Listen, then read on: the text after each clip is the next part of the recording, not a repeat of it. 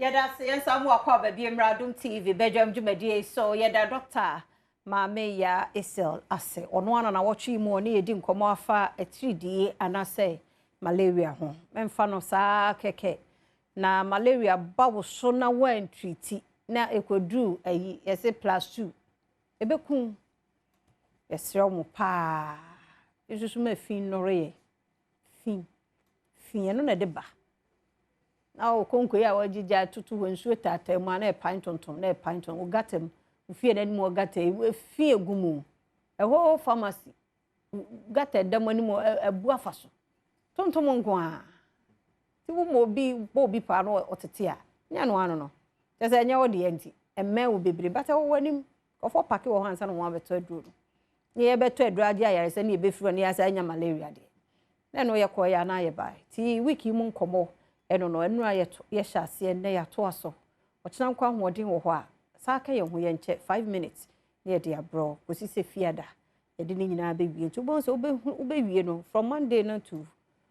Friday no a whole segment like what ho ase ti ye da se papa na me koso aka about time nyina se Design and Technology Institute 2025-2026 admission no koso yewo enipa bi wo ho no ma hu se ono yewo no ano ye ka kire ye ka ne se omo ye fechire but enye se fechire ono de adom anyame de adom no se bibi na ho no afa no asiesie TV asa o se no asiesie o laptop you no asiesie o socket bi na hu no asiesie touchlight phones go for bi omo ya de because omo nim designs to me ye designs bi pa mesro wo bi sa wo fie a so fane show fane bra Design and Technology Institute no mun shaping more na unim baby adache nam sa na nsa no nyumai e de no eba akwa akopie ti trumi kasisi e awofo no abatam de number no to ho a na wonso atumi afa na wo no makasa wo mo ye precision wedding fabrication design innovation graphic design sound engineering animation photography and entrepreneurship ni nyina wo mo kire e wo Design and Technology Institute wo mo ya admissions se ya make say nti frɛ wo mo ne wo mo nkasa fi se enye Ghana ha nko a wo ma hyeta wiase ama nyina mu nti bowura mu se na wo ba no ana wo awu mu nso kokogye sa nimde no ebi frɛ 0541693534 0541693534 na woni mpedifo nso eni nkomo enfa Kompu Ghana ene ye 29th ochina na eba na wie yo omo ye sales promotion ade bia obeto wo Kompu Ghana no ya te so 50% opportunity ene ya ye ntem ochina eba na wie ye ntimesro fa ahohyemu ene ya na niema bi te se bia LG won product bia wo koto Samsung de TCL HP, Techno, Infinix, Itel. Bia wo kwa akoto wo Kompu Ghana wo mo branch bia ne showrooms bia no ya te so 50%. Ya run promo ya 30th April na wo de ne nyina beba na wie. Ntime so trumi kai na wo so fa ho ekohyemu ebe na wo toto we no nyina so ro betimi enya chance na wa we ne big 85-inch smart TV. Betimi awe ne 85 o. Nten de se metiwe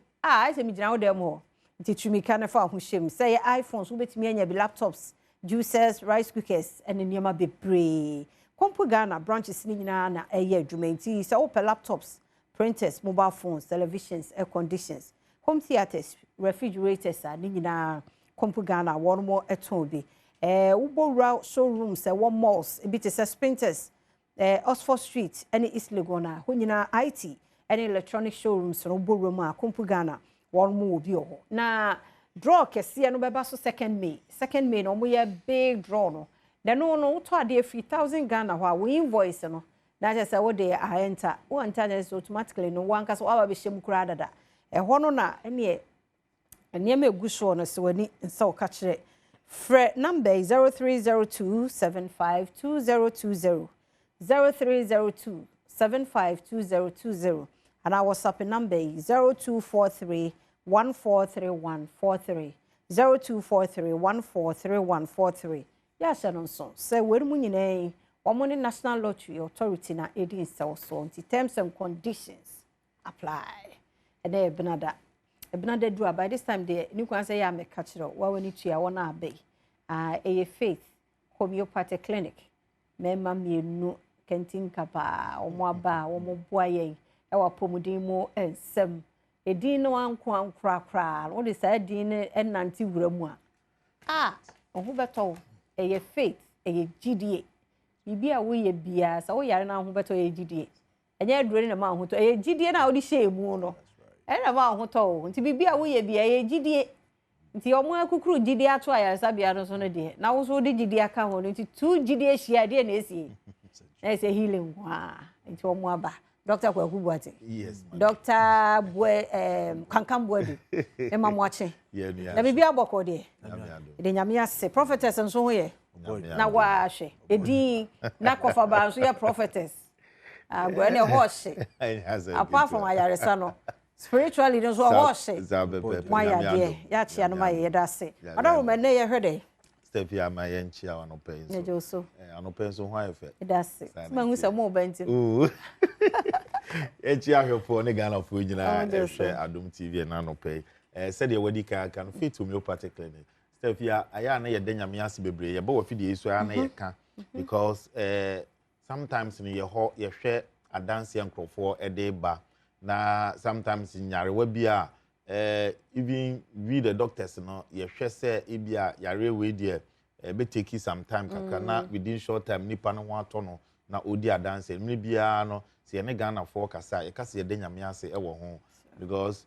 fit homeopathic clinic obi enu wa sebe ode ne yare aba at least onya any improvement e wo ne yare animo and sometimes we share especially with the chronic diseases one yare a wako a won enko na ode beba na within short time we bon se odi adanse step ya secret ni nyina ye kwampa ye faso ye yare mu hwehwemu odu fit homeopathic clinic a said ye yaka no oba ho no ma ye hwe se nipadua no the root cause of the condition the ede yare na ankasa bae no e wo se yehu enu ntini ye do befa akwanyinasem mfidi ahodo ede wo befam na yahwe wo nipadua na kwa animu na afi ye wi a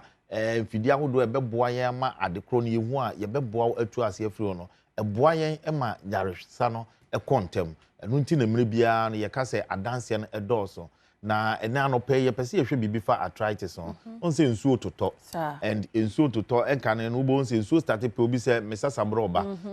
rheumatism sasabroba is type of arthritis rheumatoid arthritis ana na kane no ne ye friend rheumatism ne ade ni nyina eka sa arthritis no ebia ne se na wo ka malaria asemi nsuo toto na de yare wa bebre na nam but e wo se ye hwe ye ho yie arthritis a ye ka ho asem e one of the leading cause of disability e wo oman mu hanom ye won krofo bebre wa enne oti wheelchair mu ana enne okuta crutches enye se bia stroke bi na aye no but arthritis no starting kakra one pe ho pomasi braniti no enne ediform ni nipadua no ye wo bi wo ho no ma sebe oba wachia kra enye se bia chia no wachia na live bi no but because of arthritis a chance a bia wan hunu ni ntema mpa ho pomasi bre no ene ama ne spine no achia ama ene wo ba na wachia sebi obi wo a wo ba obonse otumi empagya ne mu sei especially ye maame no mo ana ye papa no mo old men no obonse oba emre bia no wako ni mu enye bibia se ne spine no cartilage in between the bone no awewe and ebasa ontumi empagya ne mu because esi super oti pains enu nti ana no perfect ebon kokose ensuo tutu e obi a wo arthritis and rheumatism and fantenafie fatu na mobra fit homeopathic clinic na yemwa because ye hono ba because ye what type of arthritis nti ye bomodin ahwehwem na ye hu the type of arthritis ya how and sa na yetumi ama waduro enye se oba e complain say me waist ana me ni eye me ya na ye hwe so ama waduro because they make an arthritis you mu type you osteoarthritis eno no ye hwe nipadua na ye fra bibi wear and tear ubon say cartilage in between the bones no ubon say na we free honomo eno no obi wo ho a even the structure obi wo your best into exert pressure e won the joint no so it to make the ba obi wo kra overuse of the joint no especially omo pamade omo yusu omo nsa ade ye bibibo nse na ama ne joint no zeti pressure or it's very good nti e ba saa na ama eno nso no etumi de saa arthritis ne ba ye wo rheumatoid arthritis ya make ho asem no causes ne pa na aya na sometimes autoimmune disease ye nipadua no akwa no immune system a e wo se nka eboa fight emoa anase yarewa eba yemu ubo nse na eno a fight o joint no enti no ubo nse na e de saa problem we etumi e de bro ye wo gout a eno nso no uric acid a eno nka wo se kidney no yi free nipadua ni mu no ubo nse na afei akofform crystals wo joint na eno nso cause this arthritis enti wo hwe the type of arthritis a ebia wo kwan a efa so eba enti no se obi ba wo na obeka se me joint me ya me sisi me ya na wanhwehwe mu na okoma na duro bia wanhwe ya pain no ebeko for but yare na ankasa de ase entu enu nti na faith homeopathic clinic se de make no ba ye bomodin aye san hwehwe mu we na ye hu the type of arthritis ya ewo so ne ya ma onura ebetu ase ama enu nti no se pain ana wo feel wo waist nko ade a ment na fie obi asebe oba na ne nsa exisi ne kotodwa ode eba ye ho no ibi wo free ho no na ye de ko office kekere na watumi apage ne mu Mr. Ofanamba na me di tu dwa no na ye direction anase ye locations no but modern say obeko na in any form of pains bia wo ni padua num from waist or spine or kon afei wonsa wabekon no ukotodwe obi wo ho a etumi ba na afei ama ne kotodwe ni nyina ahoho no but modern say obetu gidia na mo na waba ya so ye ho nom na yatumi aboa na saa wo ha we yatu ase afiri ho ye number no 0540 710 940 0540 710 940 and now says 0547 578494 0547 578494 over fit ya enya arthritis nkwa ya re biara abetena ni padua num no ye bomodian se ye behu yare ni pomasibre ye behwehwe ni padua num na ya hwe adekora ede yare na eba na ya nam so ama wonupa ebeboa na atu yare na se bomodian so betu gidia na mo na waba ya so ye ho no amenko Dr. Kankambodi ho Bapa say WHO say we are in a health emergency, global health emergency. They say if we are seeing a pomodian bedroom quantana biswa I critical. And you know, I was say one cassa of our pomodian show now the nanty. When I hear the first doctor, a mouth. If you say BBC or Nipedu, now one mecan, be anti-member. And when it show Nipeduan so said the bear, Wakonia bedium near BBC Sacra, bit me only them. Because early detection, you know,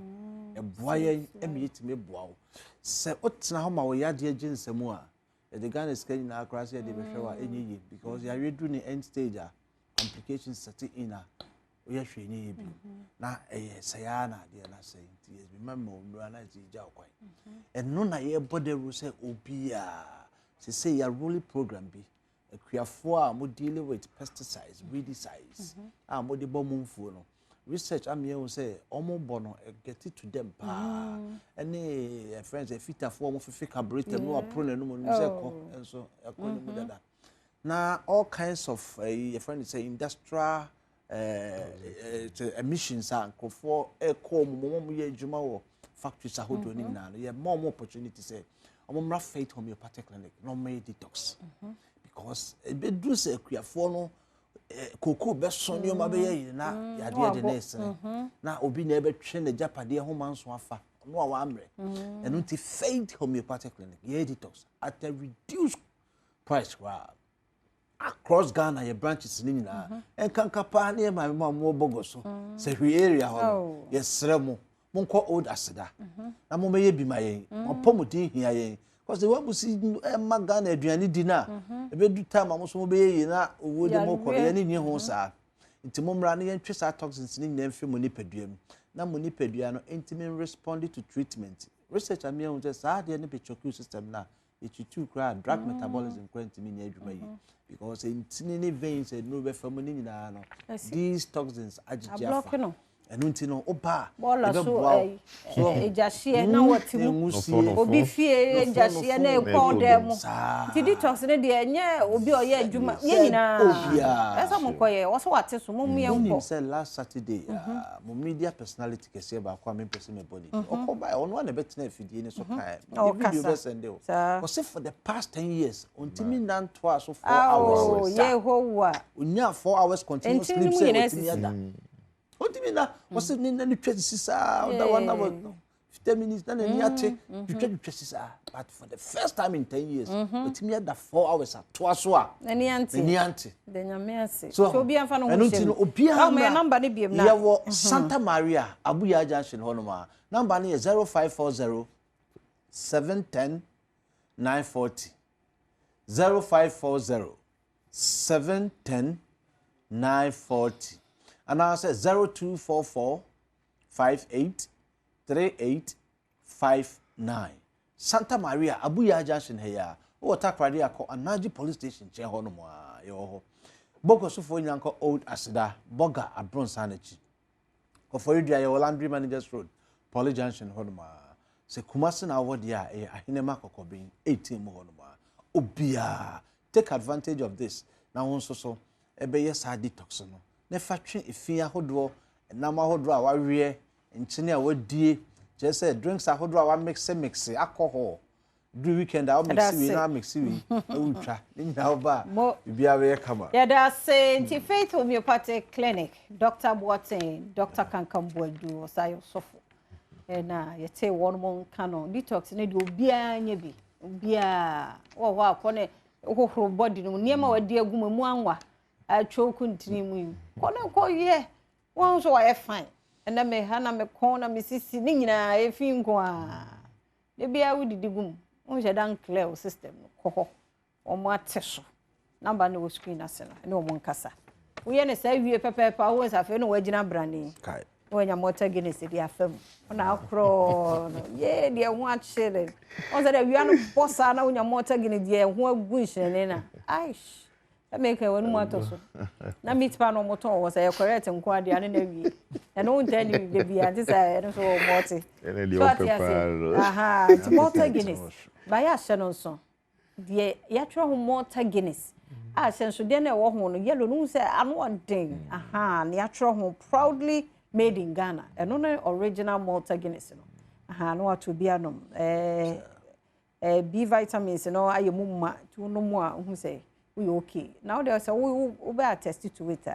come do pa na nya mota Guinness bi de guma hu say ho na changes abakakra are you okay na de ato aso afi akope ofuo bi edi ti mota Guinness we move fa ho jim enne ye nuan mu so di won mo birthday enti no ye mfanto so Mr. Fasidama Endpoint Homeopathic Clinic on madaroma na ye dey health tips no ebai enti wodo ho bono a friend sisi e ojo ko no wadi nkomo 0244 867068 0244867068 na yare bia o prostate no mema no mo ko cheke Edmond nya wo so wa wonje no emuda ho kokko cheke maso odi o yare bia menemu no mo ko cheke yima onko cheke otena ho na bibia betare ho no dog fameko ayi ho me fa nko ba bia friend number no na mo nko ho o se scan no ya ma free wongo ye wona muti bibi frem nim se enye ho yo wo de mo yen kasa sa mate 10 point yo